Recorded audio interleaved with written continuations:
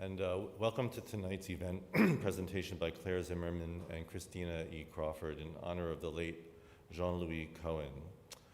My name is Robert Levitt, and I'm the acting dean of the faculty, and I want to thank you all for being here very much, for being here with us.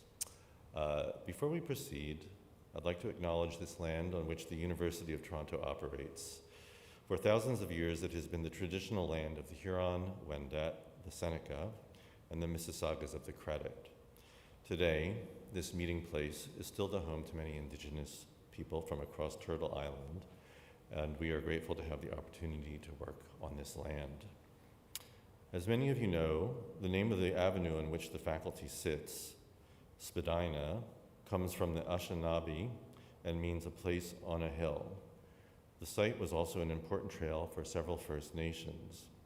As an institution committed to promoting truth and reconciliation, we note this history and we wish to honor these connections as we move forward collectively. And now for tonight's proceedings.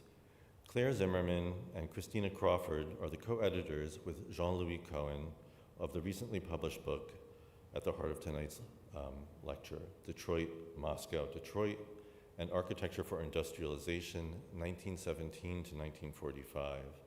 In addition to serving as co-editors, Claire, Christina, and Jean-Louis each provided essays for the book, which is a multi-contributor examination of spatial development, manufacturing, mass production, and organizational planning across geopolitical lines in the early 20th century. In particular, it explores how capitalist and communist-built environments were co-produced during a period of intense technical exchange. This subject has been a major focus of Claire and Christina's respective work. Claire, as many of you know, joined our faculty in July after serving as Associate Professor of the History of Art and as a coordinator of doctoral studies in architecture at the Taubman College of Architecture at the University of, and Planning at the University of Michigan. In 2019, Claire was a visiting fellow at the Birkbeck Institute for the Humanities at the University of London. She's also been a lecturer at Yale University's School of Architecture and has held professorships at Columbia University's Barnard College and at the Florida A&M University School of Architecture. Claire's scholarship is frequently focused on protocols of modernization and modernity in architecture and the built environment, and she has written extensively on the topic. Christina is a trained architect and an architectural and urban historian, and both an associate professor of architectural history and the Mass Martin NEH professor of art history at Emory University. Christina's research focuses on the transnational exchange of ideas about housing and urban form in the 20th century, and her first book, Spatial Revolution, Architecture and Planning in the Early Soviet Union, explored the foundations of early Soviet urban theory and practice in 3 seminal industrial sites. Christina's research and publications have been supported by, among others, the American Council of Learned Societies and the Getty Foundation. Their co-editor, Jean-Louis Cohen, was a longtime friend of the faculty, and just this past February, he was here to deliver our annual George Baird Lecture on the subject of Frank Gehry's early work and influences in Los Angeles. Jean-Louis was unique among architectural historians and is very deeply missed. This evening's presentation is dedicated to his memory. Personally, I want to say how much I'm looking forward to tonight's presentation and brief discussion. The book, which I spent the last week reading, has opened up a view of the scope of exchange between the US and USSR in areas of technology, manufacture, business organization, and architecture, a scope of exchange that would have been hard to fathom without this work, at least for me. The cross-fertilization between the methods and know-how of American engineers, architects, and business people and their Russian counterparts complicates habitual distinctions made between the US and the USSR, particularly the political consequences for work in society organized under different political regimes. Much was different between the two countries, but the adoption of hierarchical and tailorized methods of labor organization, of standardization, methods of construction, among so many other practices on the Soviet side, and the adoption by New Deal planners of large-scale nationwide projects on the US side complicate our picture of the differences. In any case, to delve into these questions, I'd like to invite Claire and Christina up to the stage where they'll discuss their collective participation in the book, and then we will have 15 minutes for discussion and Q&A. Join me in welcoming them up.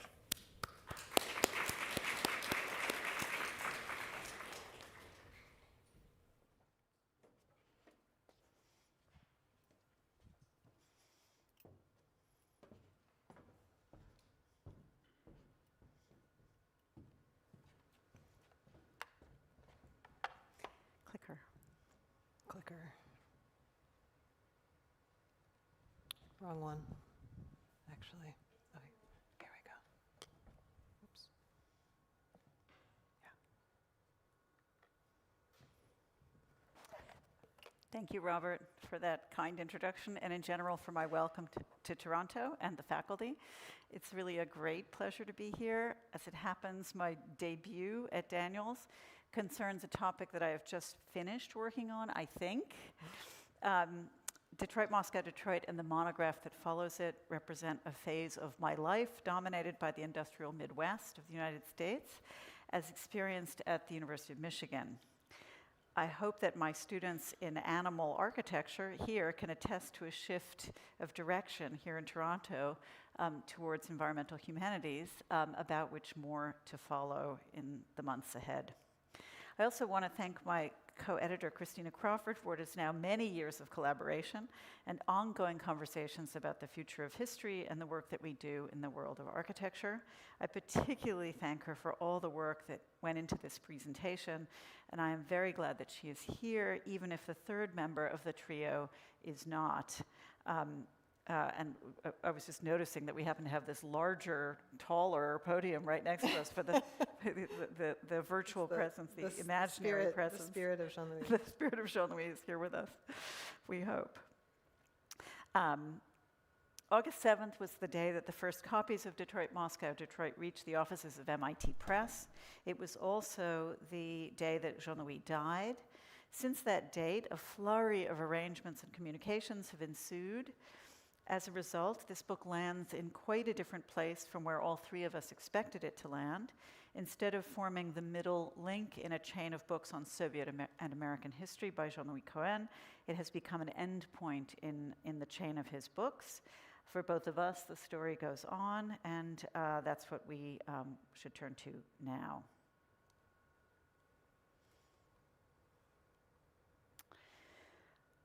In my memory, Detroit, Moscow, Detroit really began with this image. Published by historian Robert Fishman, the author of Bourgeois Utopias, among other books, the image shows one of the extended suburbs of Detroit, Warren, Michigan, as it happens, developing along linear corridors initially oriented to the Michigan Meridian and the original land survey of the 1820s, and later much more to transport lines in the region. These corridors create what Fishman called a de facto linear city, an urban type adopted and celebrated by the Russian urbanist Nikolai Milyutin, as well as architect Le Corbusier. Fishman writes, what neither Milyutin nor Le Corbusier realized was that a powerful version of the linear city they imagined as a quasi-utopian form for industrial production was actually being built in the 1930s and 1940s in Detroit. Fishman saw no connection between these developments. He was making a rhetorical point. It occurred to us, and here's just some images of linear city plans that are well known to many of you, I think. It occurred to us that we should take Fishman's rhetoric literally and explore the possibility of reverse technology transfer between the Soviet Union and the United States. Were developments around Detroit not merely evoking the image of Soviet linear city ideas, but actually informed by them?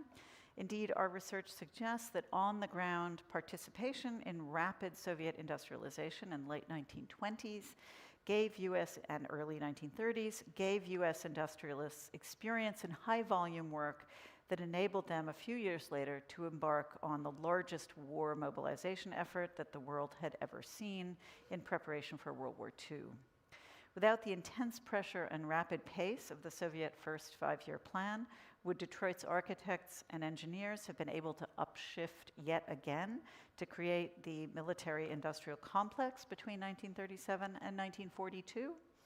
We have come to deplore the existence of a powerful military-industrial lobby, but this history also raises the question of whether there would have been Allied dominance in World War II without this work. Keep in mind, I always think of Thomas Pynchon's V. Keep in mind that the completion of the Germans' V-2 long-range missile in 1944 signaled the urgency of the arms race in this war and the uncertainty of its outcomes in the early 1940s. In the transnational co-construction of industrial architecture that militarized the world, the built environment played a crucial role in world history, not for the first time. And again, we are at, I think, a moment in which it bears thinking about the question of incipient war and military industry. Christina began from somewhat different coordinates, so I'd like to hand over to her now to talk about those. So for me, the starting point for this project was a bit earlier, during the research for my dissertation that ended up turning into a book on early Soviet architecture and planning. So, whoops. Yeah, we didn't. We didn't put those in the notes. So those, if you go back just one more. So this is a aerial of Kharkiv, and you see the kind of linearity of the industrial zone, the green zone, and the residential zone. And the same kind of configuration can be found in the outskirts of Detroit, where the linear city was developing in the 1940s at a very robust pace, resulting in things like the Chrysler Tank Arsenal here of 1941. So one of my primary sites was the Kharkiv tractor factory, which you can see on the right here. It's in eastern Ukraine, built in 1930, and Kharkiv should unfortunately be kind of familiar to you now as both a target of destruction and a front line of the present Russian war of aggression.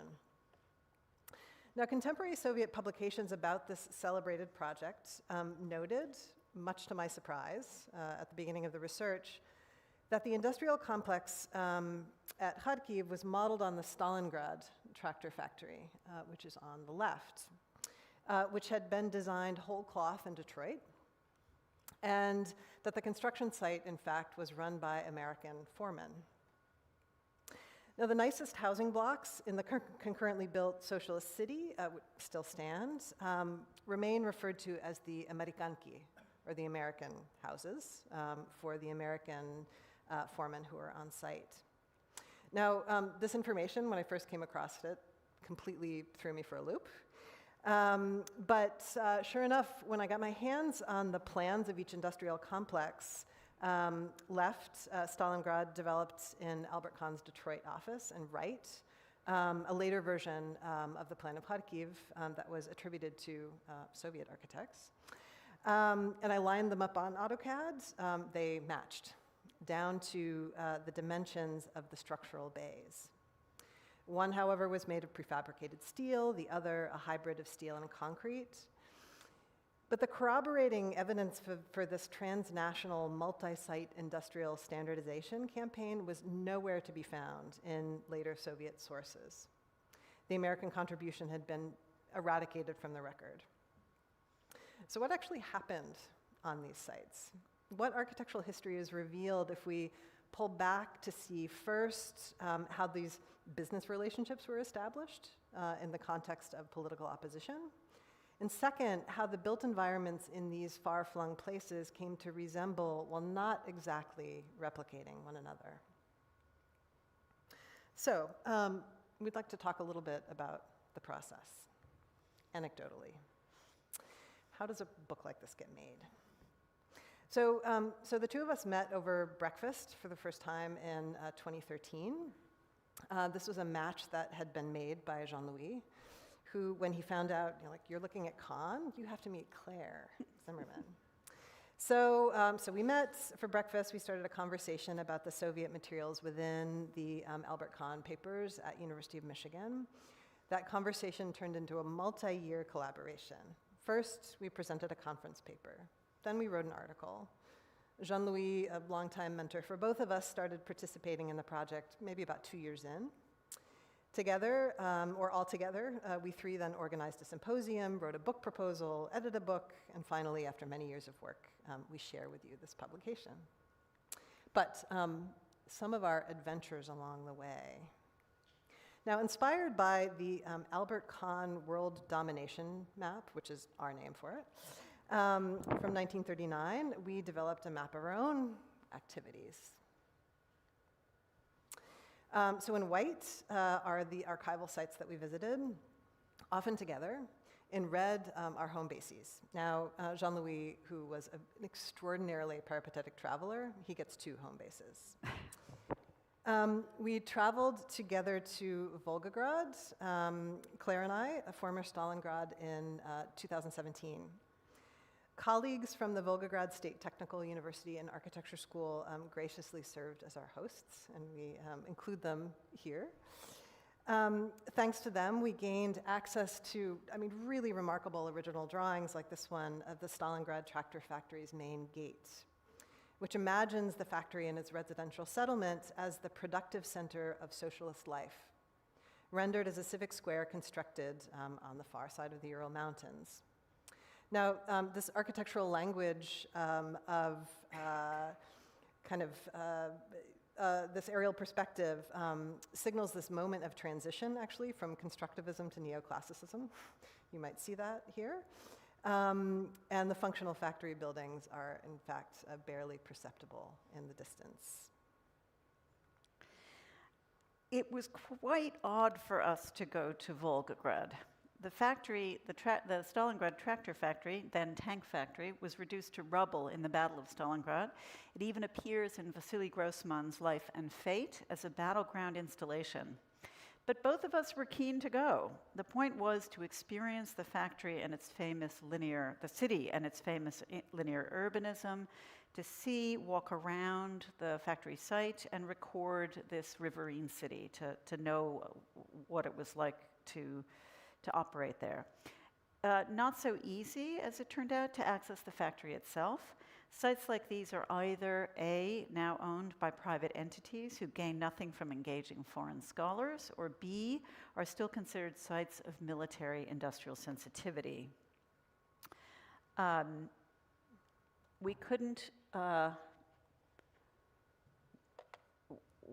We couldn't penetrate deeply into the industrial site, although we could see the city, the famous Mamayev Kurgan memorial to the battle, shown here, which is a unbelievable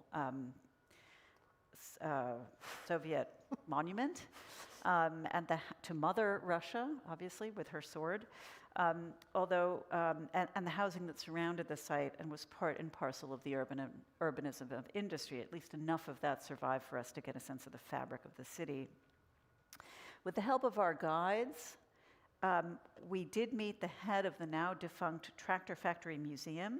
As sometimes happens in Russia, she received assurances from our host that we were harmless. She sat us down, she disappeared, and then she returned with plastic envelopes bursting with original construction photographs from 1929, 1930 that had somehow survived the battle in somebody's suitcase in a basement.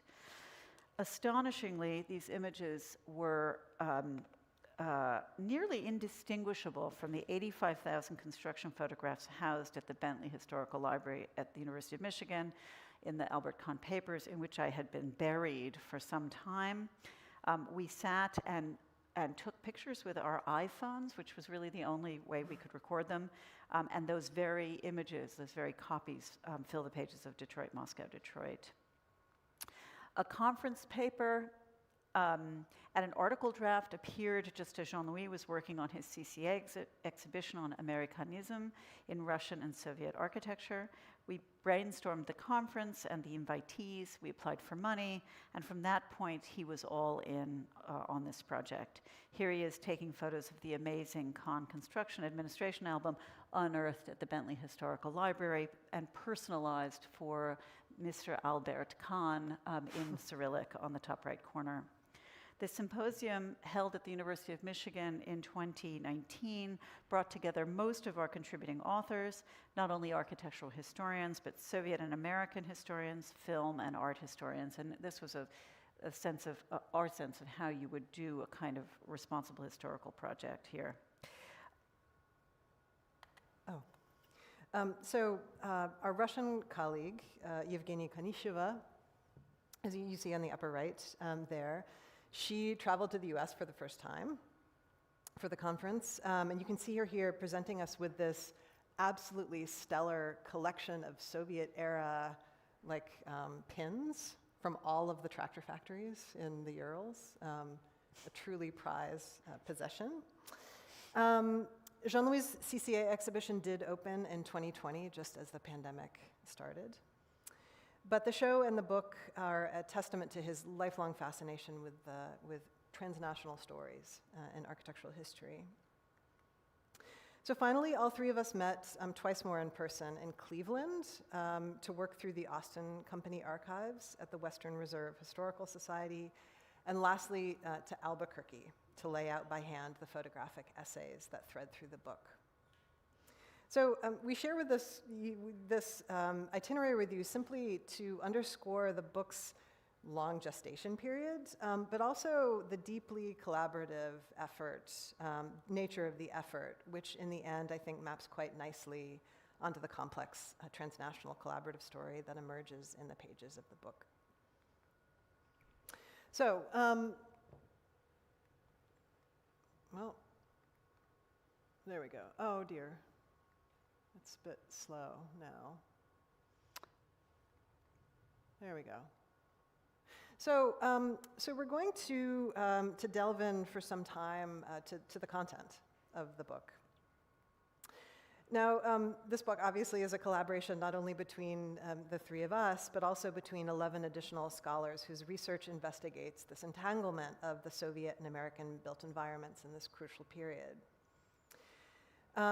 Three thematic sections of the book consider differing degrees of, let's say, embeddedness, influence, and exchange of technical expertise between these two contexts, broadly between the years of 1917 and 1945, so the revolution to the end of the First World War, but most intensely in the end of the 1920s and early 1930s. So there's a photo essay that precedes each section. The first, on the top, introduces industrial architecture in Detroit. The second comprises a photographic comparison of these sites, processes, and then the results between the two contexts. And the third covers sites in the Urals in the Soviet Union. Now, the middle comparative section is perhaps the most compelling of the three. The architectural DNA, as it were, of these complexes is strikingly familiar. And the precise location of each site pictured is often only discernible through very small contextual clues. So in this case, the same architectural firm, Albert Kahn, Inc., is behind the designs. It's important to note at the outset, however, that the local conditions on these sites precluded pure standardization. So topography, logistics, and labor conditions all impacted the final constitution of the architectural projects as they landed on the sites. I'm going to provide some basic facts about these exchanges.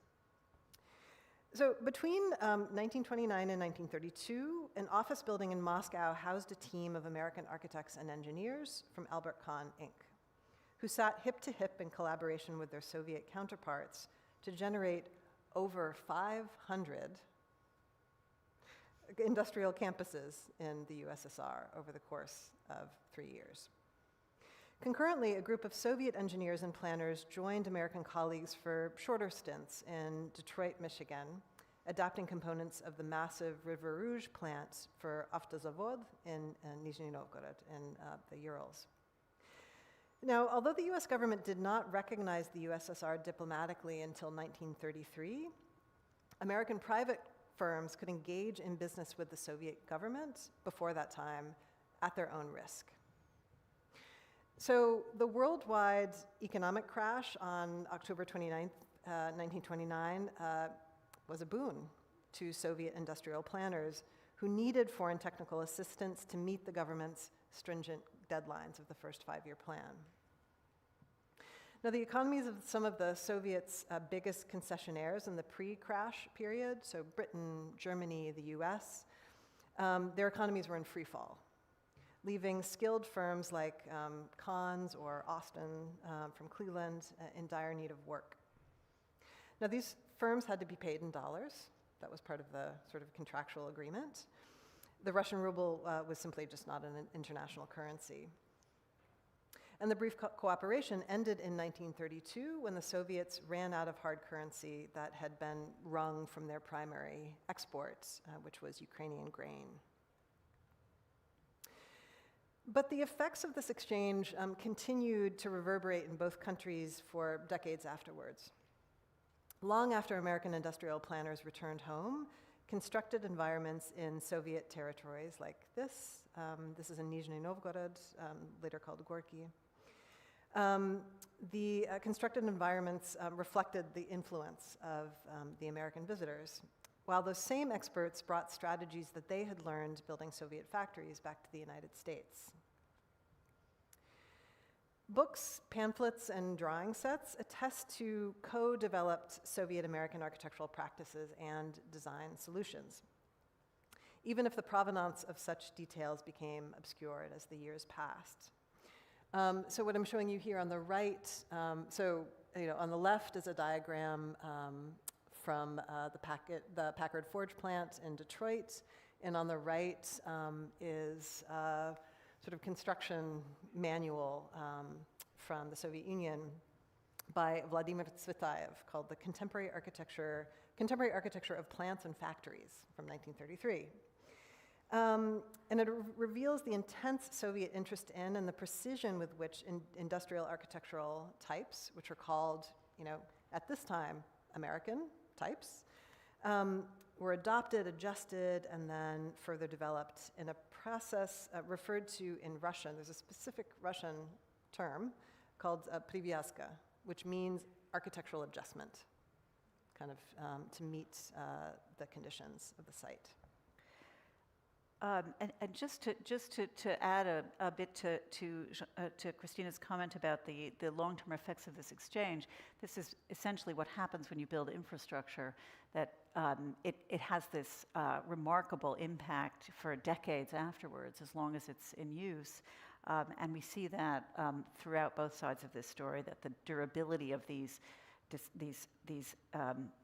building actions that took place over a very short space of time had this amazing durability to them.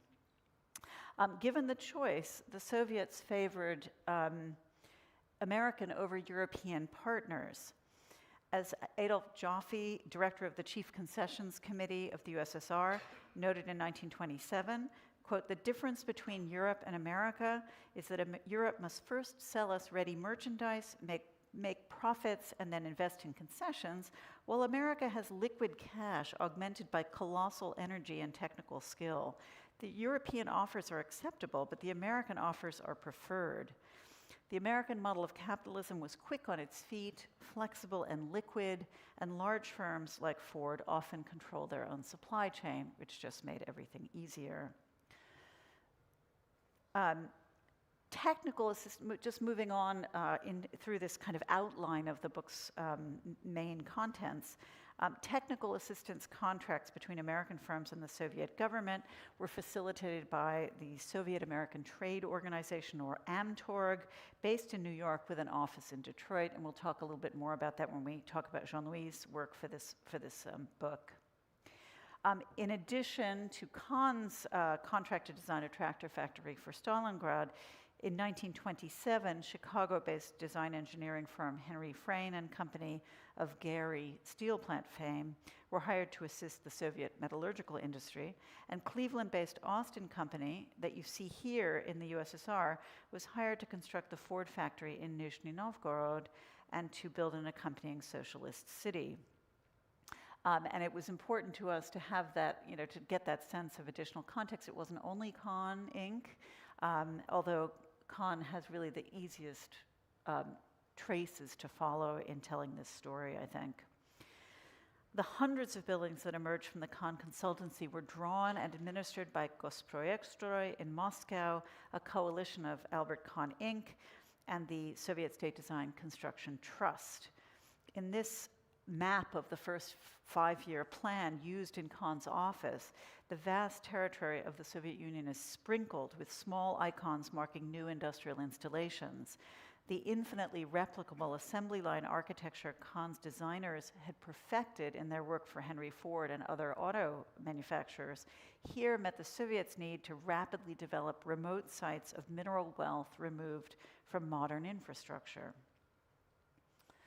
Ford's River Rouge campus, designed by Kahn, offered replicable industrial building types that were scaled up and installed throughout the Soviet Union. Industrial architecture manuals like this one celebrated the Rouge as the Ur factory, able to generate multiple models for industrial buildings. So these are plates of rather famous photographs of the River Rouge factory in Dearborn, printed in Soviet architectural publications. Soviet tractor factories in Chelyabinsk, Stalingrad, and Kharkiv recycled basic schemes for assembly plants, forges, and furnaces, along with attendant infrastructure that derived ultimately from River Rouge buildings.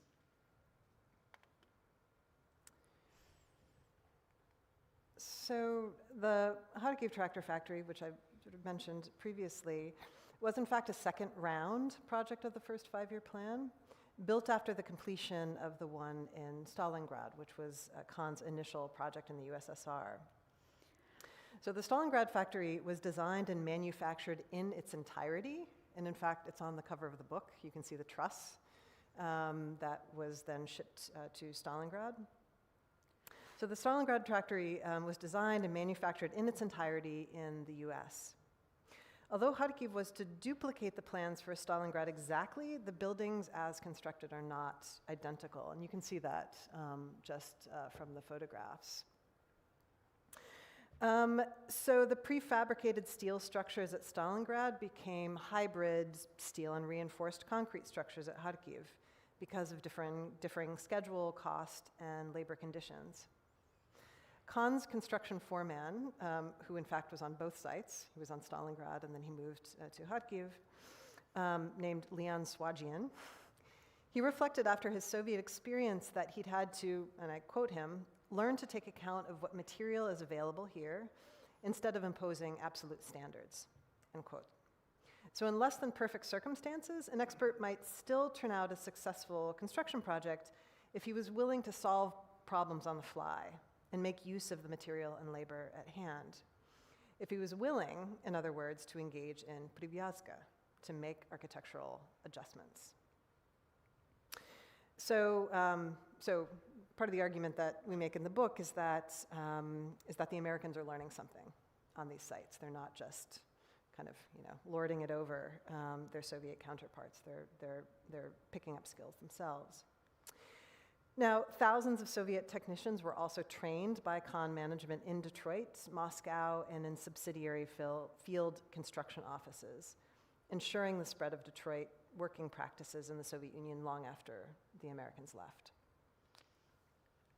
So, from Moscow, so Detroit to Moscow, now we're coming back, Moscow to Detroit. Now, the most extensive scholarship on foreign technical consultancies in the USSR, it's a multi-volume work from the 1960s by a historian named Anthony Sutton. And he uses the term technical transfer rather than technical exchange to assert a unidirectionality of expertise. And I'll quote him: "The Western contribution to Soviet production between 1917 and 1930 was total. No important process has been isolated which was not a west to east transfer." Now, our purpose in these chapters was to posit that expertise, in fact, was not merely transferred from the US to the USSR, but was exchanged, and that the Soviet experience provided a blueprint for the New Deal's massive infrastructural scale and reach that impacted American industrial architectural production in the subsequent years. So we argue that work experience in the USSR taxed and ultimately sharpened American technical consultants' on-the-job resilience and their inventiveness.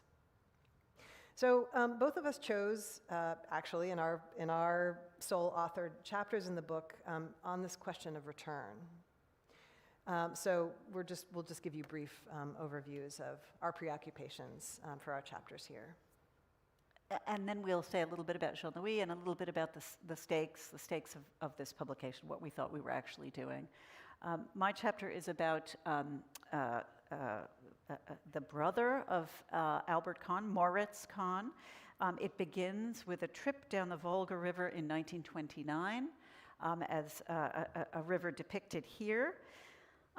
During the symposium, so on this trip down the river, Moritz, who is kind of like the Albert Kahn international representative throughout his lifetime, he marveled at the differences between Russia and the US. He was absolutely sort of gobsmacked, as the British say, by what he found in Russia. During the symposium, we opened with a song called The Song of the Volga Boatman, which is also memorialized here in a famous painting by Ilya Repin, a kind of invented tradition, a nationalist anthem in Russia.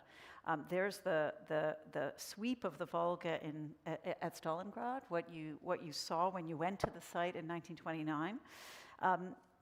Moritz marveled at the river, but he also marveled at the opportunity. And here's his path from Moscow down to Saratov, where he gets on the boat to sail down the Volga. He marveled at the river, but also at the opportunity that lay before him. A promising preliminary contract for Stalingrad, followed by a lucrative multi-site contract that would relieve the firm back in Detroit from the worst effects of the Great Depression and give them a chance to take the experience they had gained in building the vast River Rouge plant and scale it up to cover and connect a vast territory in over 500 sites. The Soviet contract gave the Kahn firm the chance to design what can only be regarded as an imperial industrial network. Most particularly, Moritz appreciated that they could do this work without any of the inconvenient trappings of democratic process. While there was plenty of bureaucracy in the USSR, there was no inconvenient local, state, regional, or national permitting, no lobbyists in favor or against, no competition from other industrial architects, and most of all, no threat of union activity. Under the auspices of a totalitarian state, the Kahn firm could combine the best of its innovative experimental efforts with the assurance that no one would get in its way. Moritz loved this rule of experts, and he saw in it a great opportunity. My chapter traces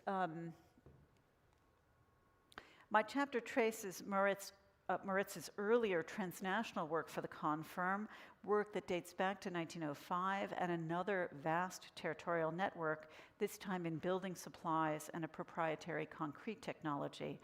I'm going to leave that phase aside here and just note what happened at the back end of Moritz's Soviet experience. A group of job captains went over to Moscow with him, and nearly all of them came back to the firm in Detroit. Returning in 1932, they found work very slow until the second half of the 30s, which allowed time for some firm reorganization, memorialized here, and and an attempt to capitalize on their newly gained Soviet experience. So here it's actually advertised in their copy in magazines like Time and Michigan Manufacturers to say we worked for the Soviet government. They were extremely proud of this effort, and so for a few years it's advertised as a kind of attribute of the firm, and then it vanishes from all remaining publicity materials that they circulated. From 1937 on, the pace picked up exponentially with the first major commission in Cleveland for the new mill for Republic Steel, complete with Soviet-style graphics that we used on the poster. This is actually a Cleveland photograph, and this is the kind of stuff they were publishing in the mass media to advertise this new plant. Between 1937 and 1942, when Kahn died, the firm handled a high percentage of U.S. military contracts, working for private industrialists like Glenn Martin, Packard, Ford, General Motors, and Chrysler, but also for the U.S. Defense Plant Corporation, PlanCorp, an entity founded to achieve two goals: avoid the flagrant abuse of U.S. military funding that had unfolded by private capitalists that had unfolded in World War I and was perpetrated by people like Henry Ford, one, and two, to siphon New Deal funding towards defense buildup well before the U.S. committed itself to entering the war. The pace of this work was nothing short of staggering. As the war progressed and steel shortages ensued, Albert Kahn Inc. replayed another of its Soviet lessons, redesigning the vast Chicago Dodge plant on the fly around lightweight metal mesh for a system of concrete barrel vaults. The lessons of Kharkiv brought home again, U.S. Privyazka indeed. Let's be clear, the firm was selected for its versatility and the repeatability of its results well before its Soviet work. The collaboration simply made it into even more of a production powerhouse. When we look through the firm's publicity around 1942, around the time of Kahn's death, we see that the very same architects and engineers who had built the Soviet plants also built the giants of World War II, now as partners, senior partners in the firm. It's the very, very same people doing both of these tasks. So borrowing the wonderful map from Christina's chapter here and comparing it to the much smaller scale of Detroit industries, we see a similar networked idea about territorial settlement. By 1942, Henry Ford continues along the same networking principle with his so-called village industries, very similar to the distributed installations of the USSR, if on a smaller scale still. And of course, the idea continued to grow. It is indeed the same idea behind military industry. Distribute the jobs and the plants and dissipate the political friction and political agency over as wide a territory as possible. Christina will now talk about the broader context of this movement in her chapter. So I focused on the memoirs of American technical consultants who had worked in the USSR, and it was a whole genre of so-called kind of red memoirs. Now, although a precise number is very difficult to establish, there were likely around 2,000 American technical consultants working for the Soviet government between 1928 to 1933. With a peak of exchange occurring in 1931. And I just have to mention, while I'm talking, I'll probably be on this for a little while, you can seek out all of the American engineers because they have fedoras on. So that's how, there's another one right there. So all on this side of the slide, or a lot of them. Yeah, here they are. Yeah. So at any rate, fedora equals American, apparently. Zara Witkin, who was one of my protagonists, a young engineer from California, wrote in his memoir that his critical analysis of the first five-year plan held particular utility for its patent objectivity. He argued that the engineer could provide, and I quote him again, the searchlight of exact and impartial investigation needed to pierce the clouds of ignorance misrepresentation, and hysterical fanaticism about the USSR. So I used these engineers' on-the-ground tales of Soviet industrialization to understand basically how the first five-year plan was framed, portrayed, and then received in the Depression-era United States.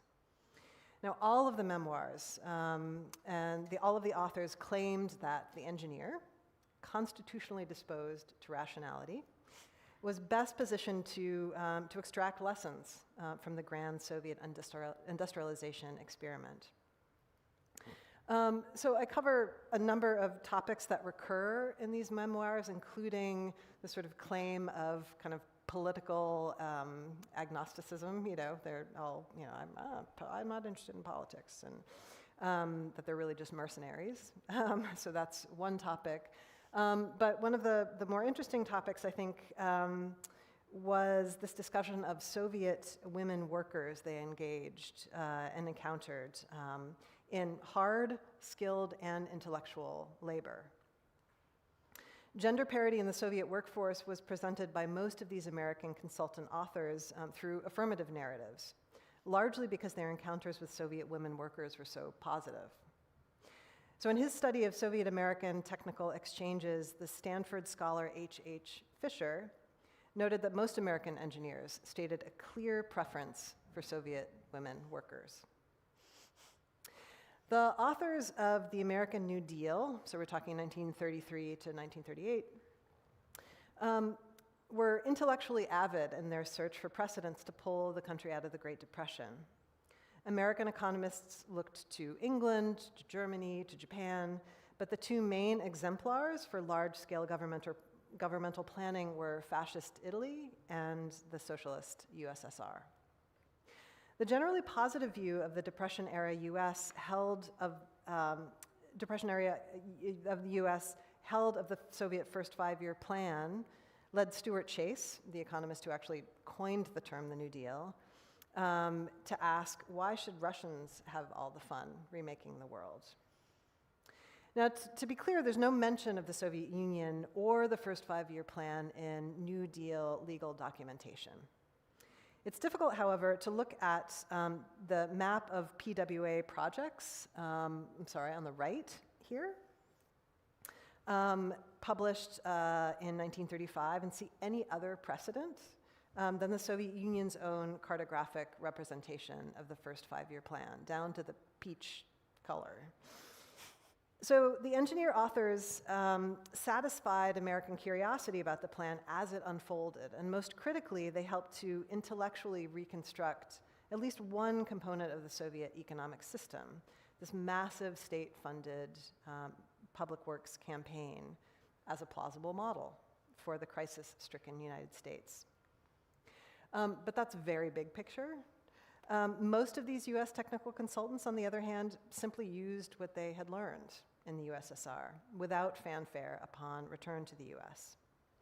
Inventive construction tactics, as Claire has already mentioned, that were developed on these very challenging Soviet sites, like this one, Dnipro-Hes in Ukraine. This is Colonel Hugh Cooper, the chief consulting engineer at this Soviet dam. They simply kind of came back to work on New Deal projects and implemented what they had learned. An American engineer from the Austin Company stressed in his memoir of his Soviet time, and I quote him, "If you want to know how to do the impossible, how to do something that can't be done, talk to some of those fellows who put the Russia job over." So as the war effort accelerated, former Soviet consultants, the Austin Company supervised major military installations for war production, both for the US Armed Forces and for private contractors like Boeing. Its president, George Bryant, had managed the construction of the industrial facilities at Nizhny Novgorod in 1928. And similarly, as Claire just mentioned, 6 of the 27 managing partners at Albert Kahn, Inc. Had worked in the USSR. So their rise in the company followed this valuable experience gained in the Soviet republics, which they then applied to the rapid execution of US war plans.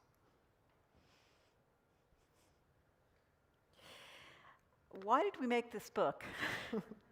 I want to stress, I mean, we made this book. I mean, we made it happen, the two of us, and I think Jean-Louis, in a sense, helped, he trained both of us, and he joined this effort with us, but we had to make it happen, and so we've been asking ourselves, well, you know, why did we do it? First of all three of us were all architects before we turned to being scholars of architecture. We all began with professional degrees. Some of us practiced for a while, and only then did we pursue advanced research degrees. We knew for certain a fact that still seems under-recognized to us, that the built environment provides a kind of forensic evidence that other historical materials don't make easily visible to non-specialists. By forensic evidence, I mean forms of evidence that may openly contradict official or consensus rhetoric, particularly that of central governments of nation-states. By this mechanism, architecture and architects and architectural historians acquire a kind of secret power or an encrypted power.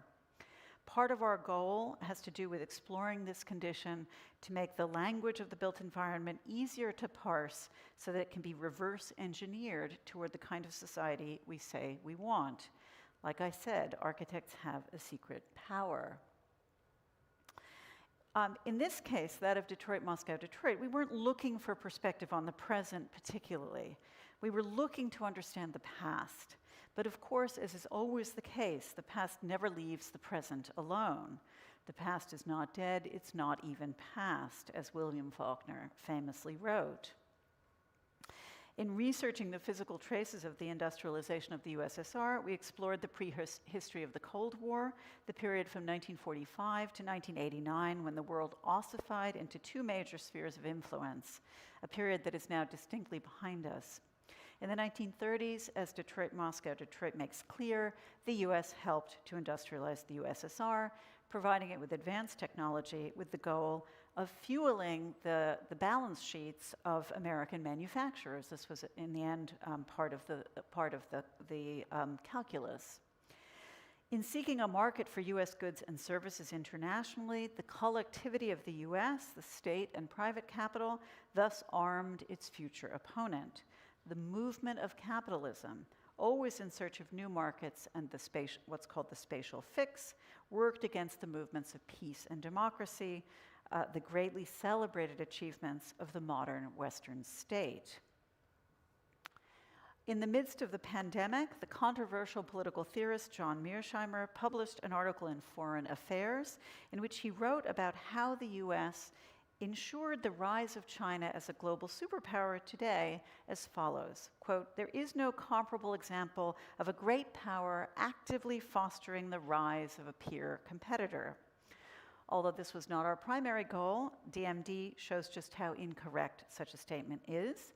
Rather, the traffic in technology and development tells us just the opposite, that so-called great powers have enabled their ideological foes, who are also their commercial partners, pretty consistently. The nation-state has a symbiotic relationship with elites, especially industrial capitalists, and those elites will always push governments toward lucrative trade agreements that eventually affect the balance of power. The built environment attests the success of those efforts when pundits, historians, and politicians themselves assert just the opposite.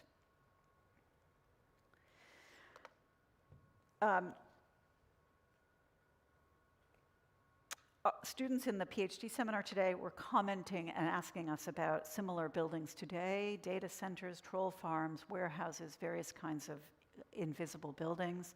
And to us, this was just an obviously related set of developments. So in this way, DMD is really a political book. It returns power and agency to the built environment to show how local decisions matter in global frameworks and how greater knowledge about the formation and effects of built environments help architects themselves and everyone else too. So those were some of the stakes that we saw. And just to close, we're going to say a few words about Jean-Louis more particularly. We've mentioned him in the context of this book, but we want to talk about his contribution to it and about his his work more recently. JLC, to finish. Because tragically he's not here to present his own chapter, we'd like to say a few words about it now. So as you would expect, Jean-Louis' text speaks to his lifelong interest in transnational architectural exchange. He was an architectural historian who loved buildings, but he was not averse to tapping into diverse media to reconstruct the contours of an architectural discourse at any given time. So for Detroit, Moscow, Detroit, he chose to focus on the Soviet-American trade organization called AMTORG, based in New York with an office in Detroit. And they're the ones who facilitated these technical partnerships, actually helped to write the contracts, stood over while the contracts are being signed between US firms, sometimes between individual experts and the Soviet government. So AMTORG served as a travel agent, tour guide, matchmaker, contractor. And they enabled architectural expertise to flow relatively unimpeded between these two otherwise ideologically opposed countries. For the American side, AMTORG published what you're seeing on the left called the Economic Review of the Soviet Union. And this was a journal that was intended to keep US industrialists and technicians aware of first five-year plan advances, heavy on the propaganda. Now, for the Soviet side, AMTORG arranged for Soviet officials and architects to visit the US, and they published specialized technical journals like Amerikanskaya Technika on the right, American sort of, Technology. engineering, technology. Technique, American technique. Yeah. To introduce Soviet architects and engineers to American industrial products and processes. Now, Jean-Louis was an exhaustive researcher, as this, one of his final published texts confirms. So he wanted to track down and scan every single one of these, every single issue of these journals. The New York Public Library, perhaps strangely enough, has a near full, but not complete, collection. And he did this work of tracking down and scanning by himself. Now, if you've read at least a few of the really wonderful tributes to Jean-Louis that have been published since his death on August 7th, you will know that he has an army of former students and mentees who would gladly assist with such kind of mundane tasks. But he loved the historical hunt, holding those materials in his hands, making his own archival spreadsheets, and meticulously keeping notes across the absurd number of languages in which he was completely fluent. So he was in the trenches, let's say, until the end. Last time, there we go. Last time I saw Jean-Louis was in Helsinki at the European Architectural History Network conference called States in Between, Empire and Architecture in East Europe and North Eurasia. So his conference keynote that you see him giving here was, as was typical, a panoramic sweep of transnational research he conducted really from the beginning of his academic career.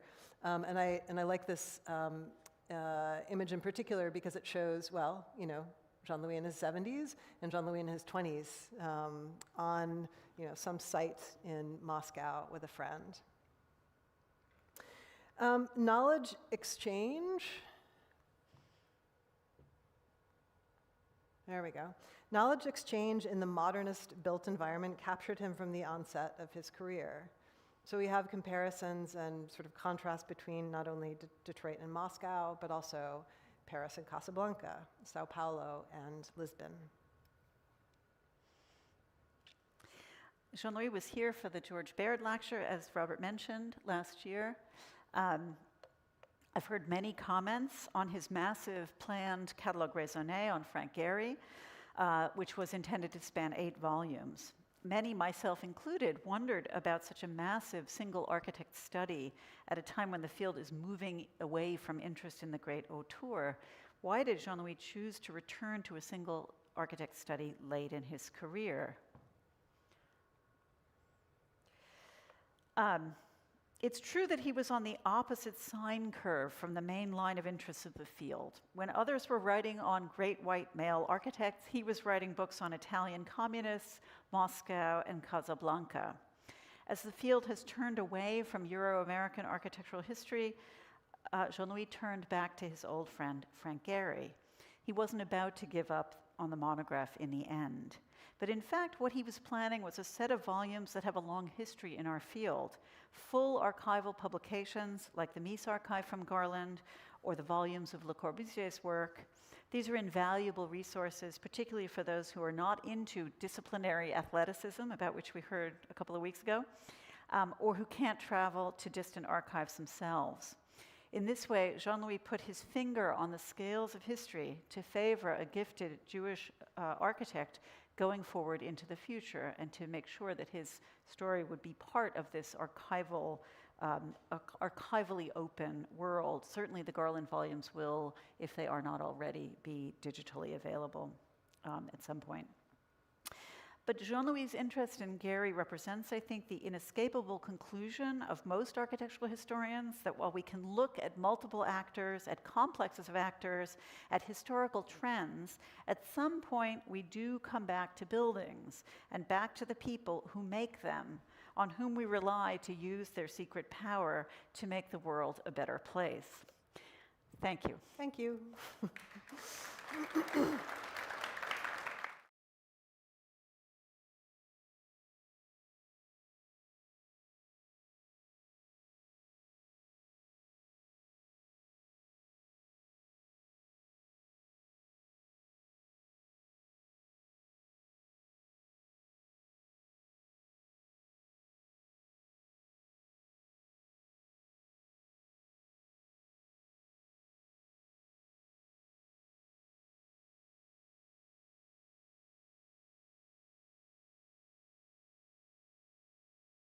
Discussion. I will limit myself to 2 questions and then open it up to the audience. So I had 2 thoughts. One, and I'm not going to, I may not keep straight who said what in the book. so many contributors, but there were discussions of like differences in the culture of work and that were shaped by the circumstances in which Americans worked and their partners in Russia. One of the American visitors observed the difficulty of making error in the Russian context because of the consequences, which were very significant, from mild punishment to death. And the American engineer thought it was important to be able to make mistakes. It got me thinking about and then there's the chapter on black skin, which talks about propagandistic representations of the differences between American workers and Russian. But I was wondering, I mean, so I'm going to come around to the question, but I was thinking of a book by Fiona Hill, who's, the U.S. state, who came from coal mining towns in the north of England. And one of the things that she observed about her early life experiences in coal mining towns is that it imprinted upon her a world that was not very dissimilar from the Donetsk in the Ukraine, which just is a coincidence that all of this research is overlapping with some of the contemporary events, and how coal miners in North England and coal miners in Ukraine had many similar life experiences that drew them together. And they recognized each other in some exchanges of labor organization.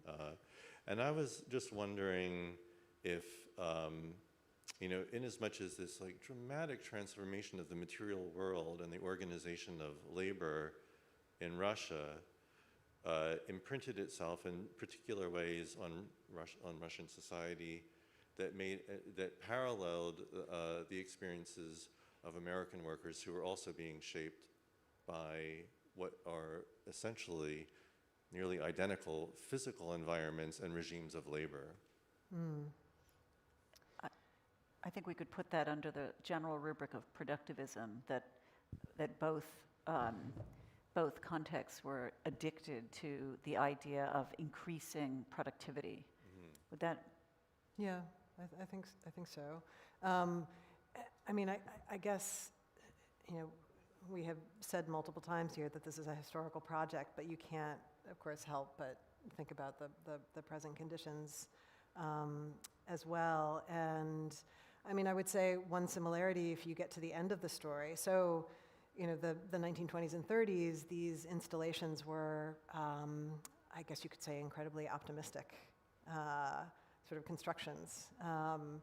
Building a new sort of modernized society, and predicated on a kind of industrial production or natural resource extraction, as it might be in the case of coal.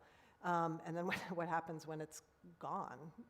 So in the case, of the north of England or in West Virginia or in the Donbass, they would recognize each other today as well as people who have been left behind by, an old technology, let's say. So when your value is tied to productivism and the production goes, I would say,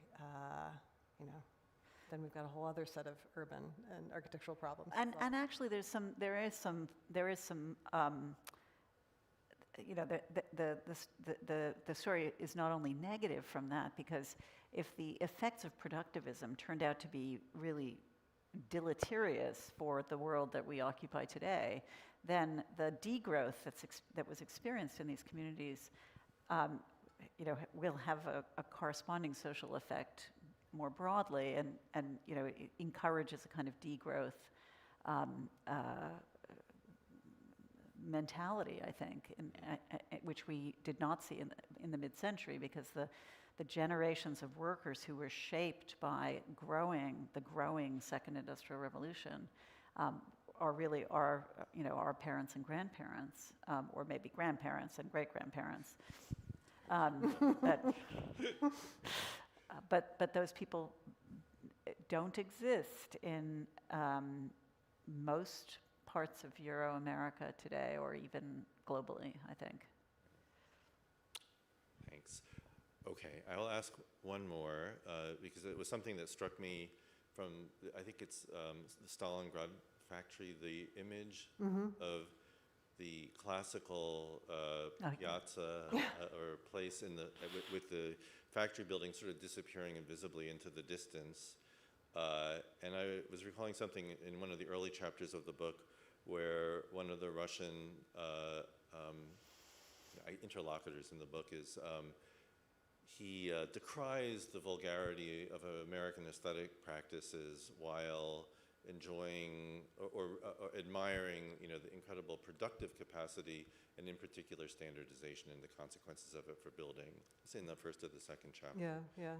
What of? But then, in the end, the image, that image of Stalingrad reproduces in some respects that American dichotomy between aesthetic stylings, that architecture committed to civic representation on the one hand, and then the hidden world of productive capacity on the other. And was that a product of I didn't quite catch the year, that was a late transformation? Because it didn't reflect that earlier. No, right. So the Stalingrad tractor factory was more or less complete by 1929. So the buildings that were designed, fabricated, and then shipped to the Soviet Union to be more or less like an erector set, sort of popped up on the site. So that the industrial installation was more or less complete by 1920. What's really curious about that particular image, so that's from 1930. And already there's a movement, it's a much larger discussion, but there's a movement to kind of social conservatism within the architectural community in the Soviet Union toward a kind of neoclassical totalitarianism, right, that we equate with the Stalinist era. So that's at this like tipping point moment where they allow you to see the sort of, the standardized architecture like very faintly in the background, but it's already being, there's already a sort of neoclassical facade and a Renaissance like piazza. Burroughs is the one who said about Albert Kahn, as an engineer, he's magnificent. As an architect, he's a pig, which was a story that Jean-Louis repeated in the offices of Albert Kahn Associates in Detroit, in front of one of the managing partners, which was really a very funny and difficult moment to navigate. Yes, I think it was the Fisher Theater that he despised. Yeah. Which I actually like so much. Okay, I'll turn it over to the audience. There seems to be a lot. Is there somebody with a mic, or shall I just give it to?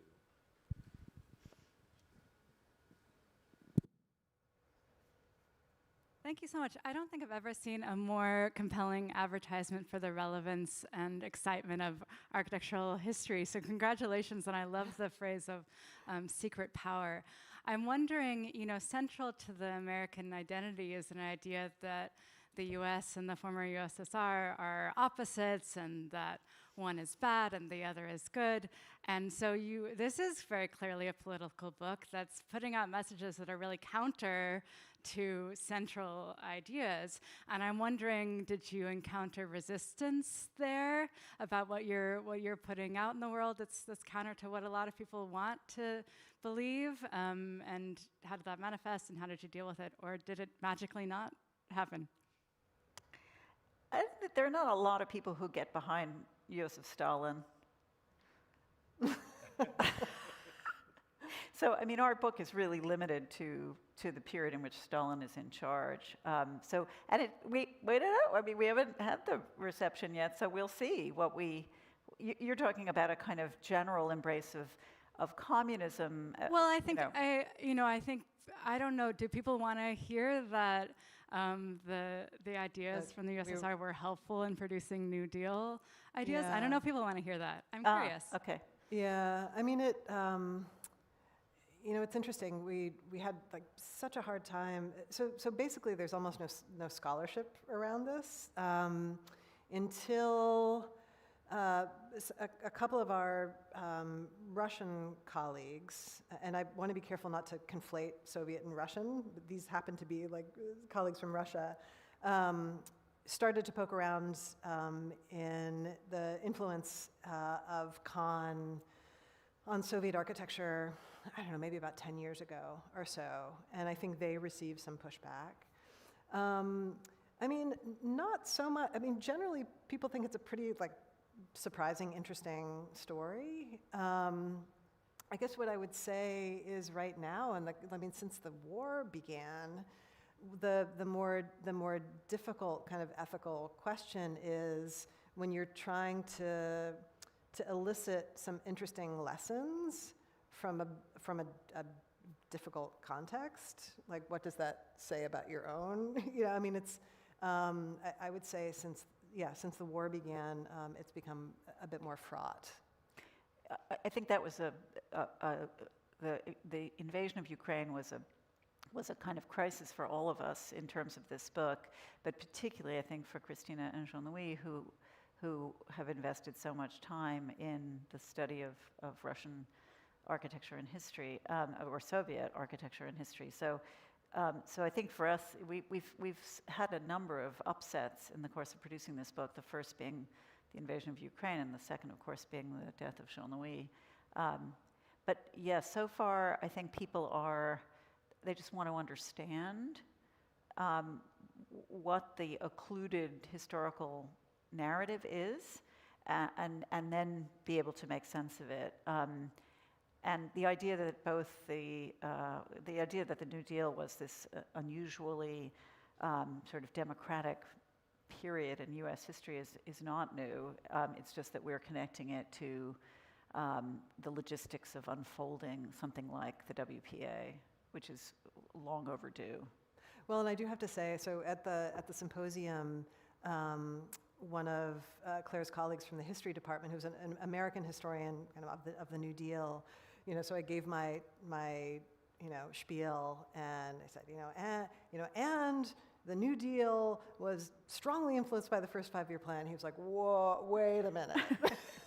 I don't know about that. But the more actually that I've read and the more materials that sort of unearthed, I think there is no question. I think there's no question. And in fact, I think these engineers' memoirs, like they're trying to figure out how to present this kind of material in the system back to Americans in such a way to make it actually quite palatable. Well, and that is just another example of the ways in which the built environment is overlooked as a form of historical evidence. Because, Howard Brick didn't believe you because he's a textual historian and he's reading published accounts or looking in archives of people's writings. He's not looking at the evidence of the built environment. And like the Dnieprohez, he's not putting like that dam in Ukraine next to the Pickwick Dam of the TVA. Like it just wouldn't, right? That wouldn't be a comparison. But it's the same people building all of these things, and they're clearly bringing ideas from place to place. So, yeah. I'll have to ask him now that make him read the chapter and see if he has changed his mind. Probably not. It's on? Okay. That's a great question, and that's a fabulous answer to it. Because, building on, just before I ask my question, building on this, there's just so much that goes into play in the present, the kind of binary and polarized polemics about what socialism is. It's based on hearsay and whatever in the journals or newspapers, or communism isn't that reactionary stuff. But historians, especially of the built environment, if you look at it, it just has always been different and more nuanced. And so transnational work is really significant, the exchanges. So that's I want to back that up. But I want to really thank you as I begin. I have two small questions, but to thank you for putting the material back in political economy, because that's how I see it. We start looking at the actual world and the things that the documents, the political exchanges that actually have paper materials behind them, we get such a different story than received versions of it. So thank you very much for that, putting the politics back, but one that we can actually signal and look at beyond representation, styles, and all the received political agendas. And then a little bit of history. So 2005, Jean-Louis was here for a conference on transnationalism, Americanization and post-war. Do you know about that? So it's a Shirk-sponsored thing with my colleague, Paolo Scrivana, who's now back in Milano. And he was here as a keynote for 3 days, and there were scholars working mostly, I don't think we had any. Well, we did have one. He was in your book, actually. I'm forgetting his name right now. I'm working on Russian. His name just evades me, a Columbia scholar. But it was Japan and Germany and places like that. And it was more the technical transfer than the actual exchanges back and forth, but there was a bit of that. So thank you for moving beyond technical transfer. So my questions then, and they're quite simple in some way. 1929, a particular economic moment, this is happening in the car industries. I presume, mostly, it's Ford. You didn't say what was produced. But in 1960s, it's Toliatyville in Russia, and it's the Lada. It's the version of a Fiat, and there's a whole technical exchange around the industry and expertise in Torino and Fiat, and it's a Lada is almost identical to a Fiat. Yeah. Right? And then with Detroit also, so that would be the next economic shifter, the economic miracle in that. But that's a lot of a connection based on Italian communism, which Jean-Louis knew well, and which I learned from him. So I wanted to signal that, but I also wanted, what were they producing? I didn't hear that. Were they cars? So Everything. Everything. Okay, so it wasn't that specific. Yeah, I mean, Tractors and cars in the buildings that we focused on, but the map, the map of that shows where all the installations are throughout the U.S. are, everything, right? Yeah. Paper So it's an mills. interesting technical transfer and exchange then from Detroit across that.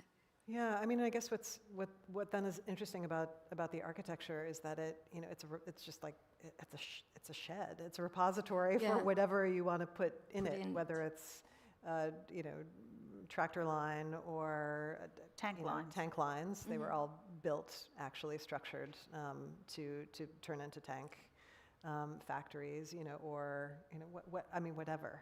In a certain kind of assembly line, yeah. Exactly, right, right. Assembly line, Which changes heavy industry mostly. later. Yeah. My second question is maybe banal to most people, but what language? Because expertise, is it drawing, English, Russian? There's lots of, in other literature, communication errors that turn into benefits. And Russian isn't exactly as easy. Yeah, I mean, it was a mixed bag. So there were some engineers who actually were native Russian speakers who were sort of drawn back, became American citizens, were drawn back. There were translators on these sites. I mean, most of the American engineers were English speakers, and so they had to rely. It's a really interesting question, actually. So they had to rely on translators. But then there's also just the language of architecture. Yeah, there's the language of architecture. So I was wondering about drawing then. Do you speak through Yeah. drawings, Yeah. which then brings it back to architecture and Yeah. material practices rather than reading a text and disseminating? But I did notice there was the English language and the Russian of what Jean-Louis was looking at, which prompted Yeah. my One question. published in New York, one published in the Soviet Union. And when we were doing our research, we did find accounts of Russian immigrants in Detroit being interviewed for the opportunity to go to be part of the team, and I think some of them did go back, and some Russian engineers who came over with Amtorg came over in part to learn English. So there was linguistic communication, but also architectural. Peter, well, we'll make yours the last because it's already.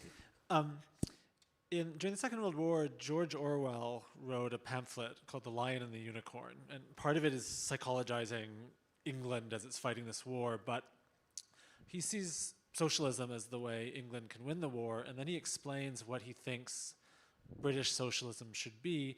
And rather surprisingly, it's meant to be a technocratic rule by experts. The engineers in these new aeroplane and car factories in places like Coventry in the south of England.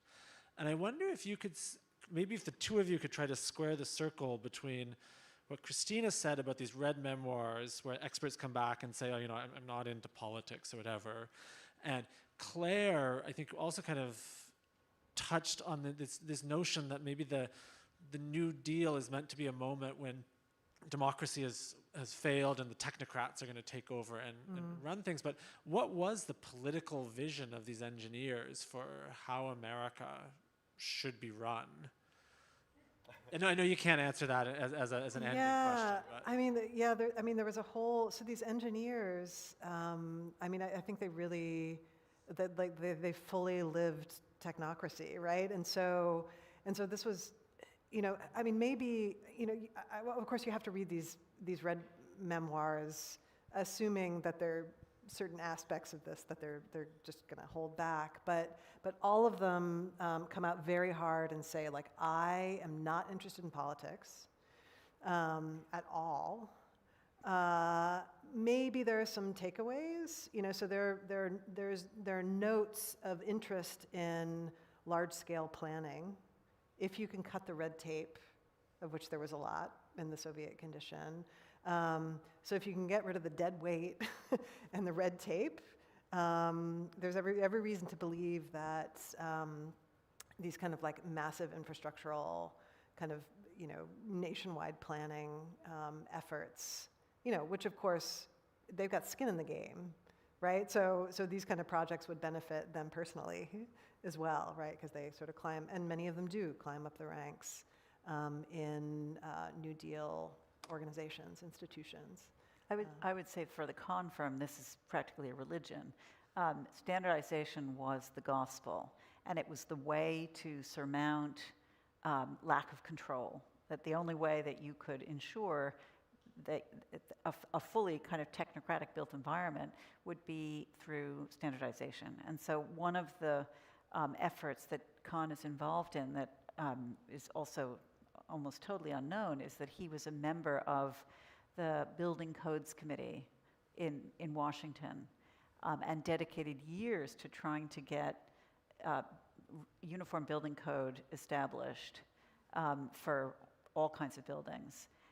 There was also a concerted effort on the part of him and his brother Moritz to get a kind of FHA program for industrial building.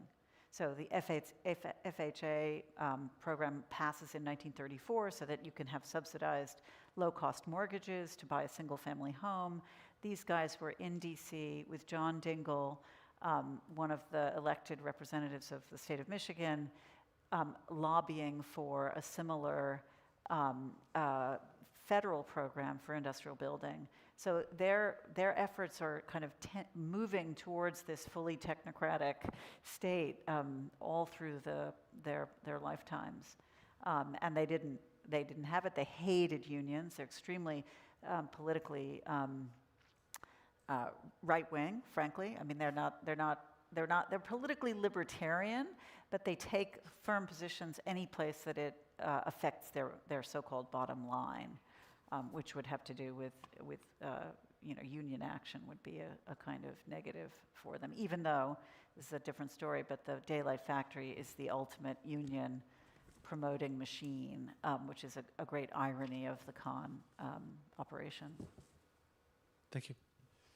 Thank you. Tempting as it is to keep going, we do try to end close to on time, but I will tell you that just so that you know, next week at 6:30 on Thursday, October 19th, the great Canadian architect Bruce Kuwabara will be here to deliver the season's George Baird Lecture entitled Evolving Influence.